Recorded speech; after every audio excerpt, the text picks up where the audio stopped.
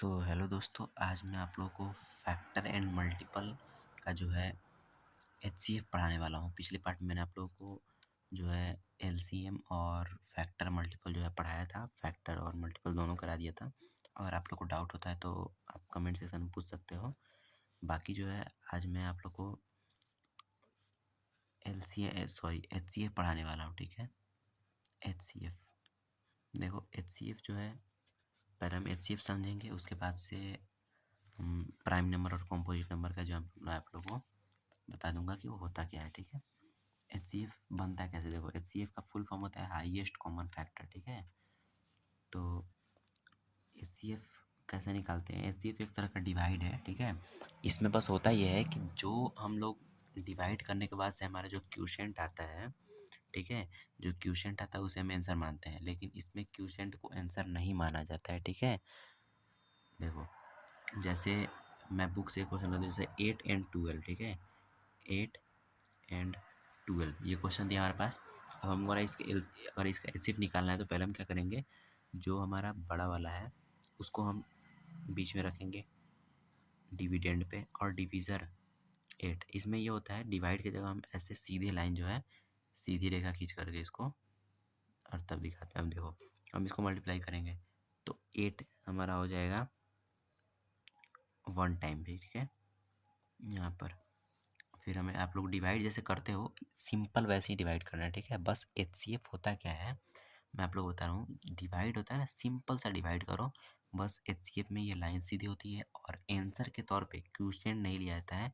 Last में जो divisor बचता है वो डिवीज़र आंसर होता है। कैसे आगे बताता हूँ, अभी टेंशन नहीं लो, अभी बस इसे सॉल्व करो। ठीक है, तो ये हो जाएगा 12 और ये 8 हो जाएगा, तो यहाँ आ जाएगा 4।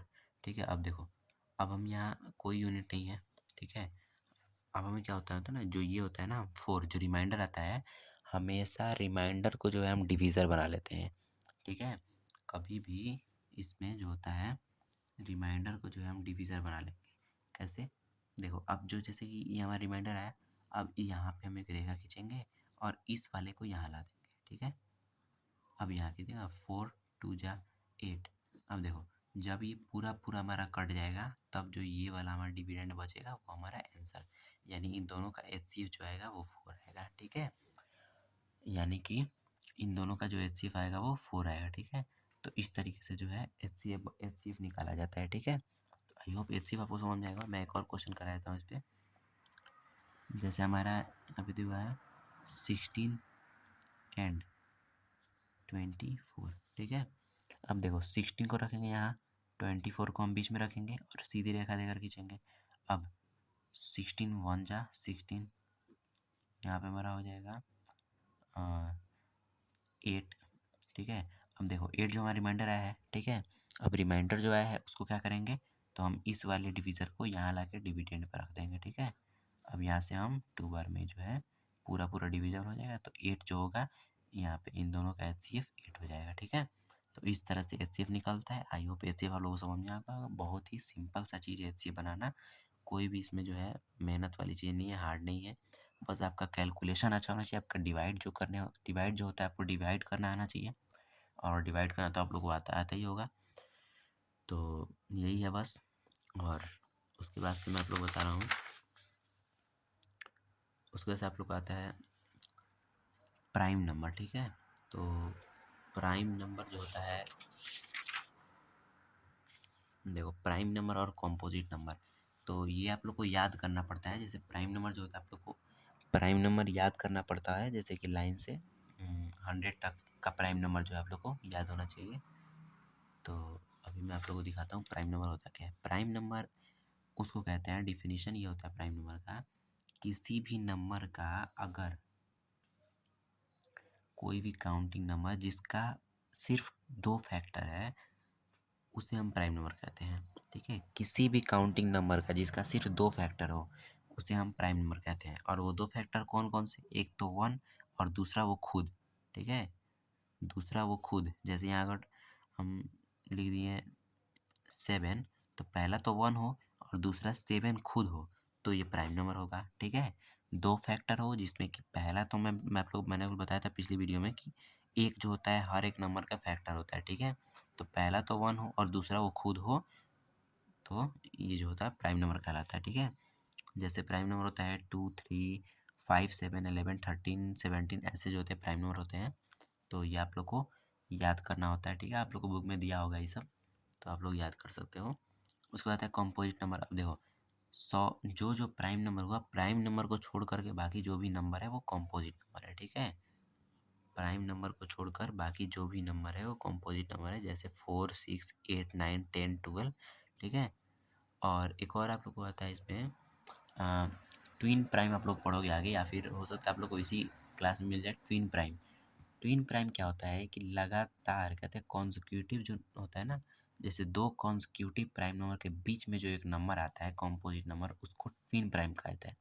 जैसे दो लगातार आने वाले प्राइम नंबर के बीच में कोई एक कंपोजिट नंबर आए तो वो ट्विन प्राइम होता है। कैसे देखो, अगर मान लेते हैं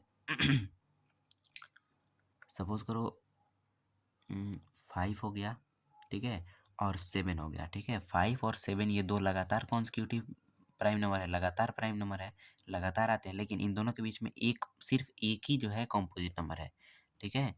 और वो कौन सा है? 6। तो ये 6 जो होगा वो ट्विन प्राइम होगा, ठीक है, क्योंकि दो लगातार प्राइम नंबर के बीच में आने वाला नंबर है, तो 6 ट्विन प्राइम हो गया, ठीक है। तो ये ट्विन प्राइम होता है। ट्विन प्राइम का डिफिनीशन ये है, आप लोग याद कर लेना, ठीक है। उसके बाद से आप लोग का जो है, आई होप ये चैप्टर ख़त्म हो गया होगा, अभी तो इसमें कुछ है नहीं।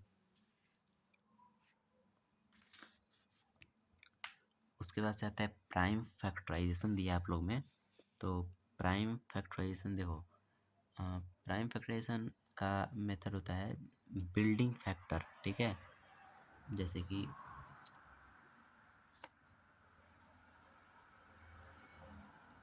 प्राइम फैक्टराइजेशन जैसे कि अलग अलग तरीक़ों से निकाला जाता है। जैसे इसका एक तरीका होता है बिल्डिंग फैक्टर ट्री।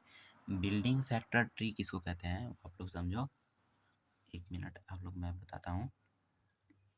तो देखो, मैंने कहा प्राइम फैक्टर जो होता है उसका एक मेथड होता है, जो होता है वो बिल्डिंग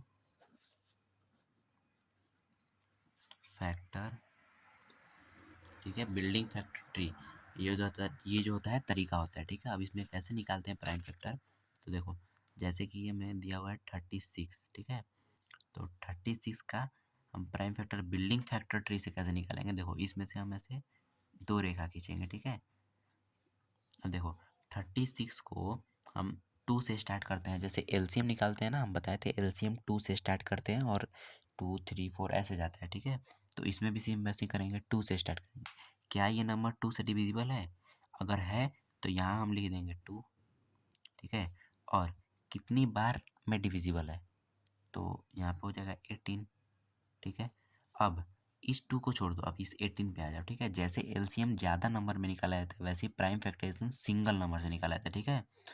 अब इसको हम फिर ऐसे खींचेंगे और अब जो है निकालेंगे 18 का। तो 18 का क्या होता है, हम यहाँ पे 2 रख सकते हैं क्योंकि 2 से डिविजिबल है, तो 2 रखेंगे और कितनी बार में, तो 9, ठीक है। फिर 9 पे खींचेंगे, फिर यहाँ पे कितनी बार में डिविजिबल है, तो 3, तो यहाँ पे 3 लिख देंगे। 2 से डिविजिबल नहीं है इसलिए 2 नहीं 3 लिखेंगे, ठीक है। और 3 से कितनी बार में, तो 3 बार में, ठीक है।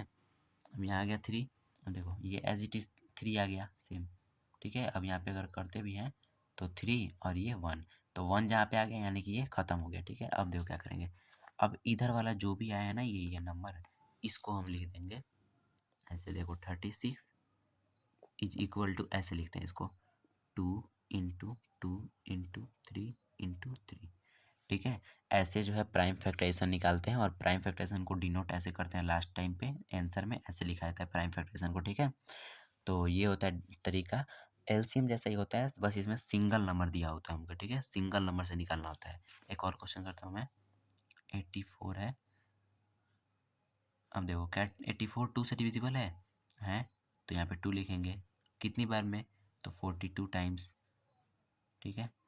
फिर यहाँ पे 2 से डिविजिबल है, तो लास्ट अंक हम बताए थे बताने को, देखने को, लास्ट अंक 2 है यानी है 2 से कितने टाइम्स में, 21। अभी क्या ये 2 से डिविजिबल है, लास्ट टाइम हम बताए थे लास्ट डिजिट क्या है यहाँ पे 1 है, और अगर लास्ट डिजिट 1 है तो ये 2 से डिविजिबल नहीं है। तो अब हम इसे 3 से करेंगे। 3 2 1 जोड़ करके देखेंगे, 3 आता है यानी 3 से डिविजिबल हो जाएगा। 7 टाइम्स अब देखो 7 जो होता है एक प्राइम नंबर होता है, यानी इसका सिर्फ 2 फैक्टर है। अब 7 तो किसी नंबर से डिविजिबल नहीं है, सिर्फ 1 और खुद 7 से है। तो अगर खुद से हो तो हम इसे नहीं लिखते हैं, जैसे आप लोग यहाँ ऐसे लिख सकते हो 7 फिर ये 1 आ गया, यानी कि हमारा ये ख़त्म हो गया। अब हम यहाँ से इस नंबर को लिख देंगे। कैसे लिखेंगे, पहले 84 लिखेंगे, ये ऊपर वाला, और इजकल टू क्या क्या है 2 इंटू 3 इंटू 7, ये दोनों हमारा आंसर हो गया, इसका आंसर और इसका, ठीक है।